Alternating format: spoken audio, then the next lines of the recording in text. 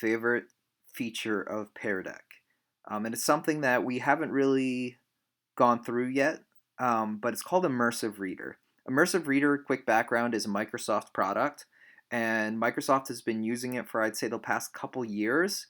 And when Microsoft bought Flipgrid, they started to implement it in here. Now, because Pear Deck works with PowerPoint, they brought Immersive Reader over. But the beautiful thing is they also allow it on Google Slides too. However, we're not using it very much because it's in beta and you have to actually enable it. So here's my Pear Deck account. I'm on peardeck.com. When I click on my name, the drop down, I have to go into my account, and under settings, you actually have to turn Immersive Reader on. It's naturally defaulted to off because it's in beta.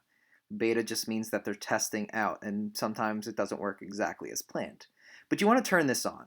All right, so turning it on will allow students to use Immersive Reader. So, what is Immersive Reader? Well, I actually have an example going right now of this right here, this slide deck. So I'm going to show you what it looks like on the student end. When I go here, I'm now on the student side, and down here in this bottom right-hand corner, all of a sudden you see this. Why does that happen? Because there's actual text on this slide, text that I typed in. You want to make sure that the text is typed in, not like a picture or a PDF. It can't read that. But if you actually input text on the slide, it will notice that, it will know that, and you'll enable the Immersive Reader. When I click on this, it's going to take me into Immersive Reader. Okay, I'm going to go through these tips real quick. It will actually, if I click this play button. What is a fruit? A fresh, sweet apricot is a treat. Okay, you get the idea that it'll read it to me. Not only that, I can change my voice settings from female to male, and I can slow it down if I want. Treat. Peaches. Plums. Okay, so it can actually read that. That's awesome. I can go through, I'm going to put that back up to 1. And here I have text preferences. So under my text preferences, I can actually change the size of the text. I can, right now, this is normal, I can increase the spacing. I can change the font. This first one's what we call a sans serif. This is more of a serif font, and then everyone's favorite, Comic Sans. Ooh. And then finally, I can change the theme of this, as well as more colors.